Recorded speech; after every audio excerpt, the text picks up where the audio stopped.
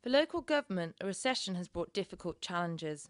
There is a growing understanding that only radical change and innovative new ideas will solve local authorities' problems. Councils now have £4.7 billion less to spend on local services. Add to this rising demand from an ageing population and further budget cuts to come, and it's not hard to see why local authorities are facing such unprecedented challenges ahead. I'm at the LGA conference in Birmingham. Today I'm attending a fringe event organised by Improvement and Efficiency West Midlands.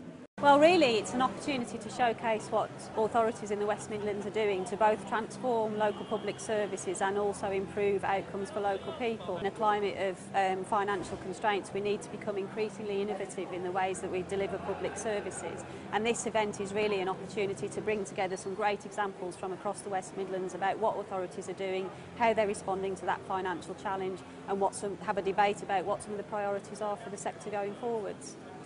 Birmingham City Council has been working with the loyalty scheme Nectar on a behaviour change pilot. Residents who register can receive 25 points every time they put their blue paper recycling box for collection. If they participate in a leisure or fitness activity, they'll be eligible for points too. A barcode sticker will be attached to their recycling bins, which will be scanned on collection. Leisure and Nectar cards will also be linked. Steve Rose explains the logic behind the scheme. What we've got to do is try to be innovative in thinking of lots of different ways of doing stuff. And I really mean different as well, because it's not enough to do what we've always done, because the kind of scale of the challenge that the public sector faces is massive. So we have to think about new ways of doing business. And our whole mantra really is about trying to get through to the customer's perspective and seeing how can we do better business to meet the customer's needs, rather than perhaps a historical model of local government which is very service-led. We provide this service to everybody, it's the same, therefore it's fair. But what we're saying is actually we should be tailoring what we do to what people need, and that way we can be more streamlined, more effective, and save a bit of money along the way, hopefully. The recession has hugely increased the demand for social housing. Warwick District Council has found its own solution to the crisis. By signing up for a joint venture with Waterloo Housing Group, the council will deliver 300 new homes over the next 3 years. The venture, W2, has a financial model which combines the council's owned land with Waterloo's investment. We're here to share with colleagues a joint venture that we've set up to build new houses. It's a partnership between the local authority, Warwick District Council, and the Waterloo Housing Group. But it's been a very quick turnaround. It requires innovation, some creativity, some really focused drive in terms of taking a project forward. That's not always the case in all organisations. 3 West Midland councils announced a tri-council partnership to find new, innovative ways to save money and protect public services.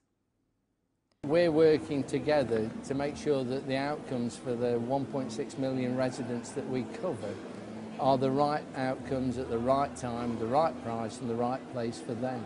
We've got a lot of pressure on councils in providing services for adult care. Children's services is a growing part, and we've got to take opportunities through economic development, growth and all the other things. So it will save money, there's no doubt about that, about working together. But you know, how much, hard to quantify, but a lot of it will be reinvested to provide other services across the 3 councils' areas. I think there's a great deal of joint learning, and if we can just bring all the levels, all the standards up to the same level, to the best of each council, then this project really will be worthwhile. I mean, there's also, of course, a bit of a hope that by rationalising back office systems and management, you know, we're going to save some money and help us, you know, maintaining those frontline services that we really want to do. Each of the 3 councils individually are doing some quite interesting, creative, innovative things, and sharing that intelligence is important, working together, because quite frankly, with the amount of money we've had cut from our budgets in Shropshire, we've had £86 million cut over 4 years. If we're to maintain the quality of services that the people expect, and I expect to give them, then we've got to be creative. And this Tri-Council initiative is exactly that.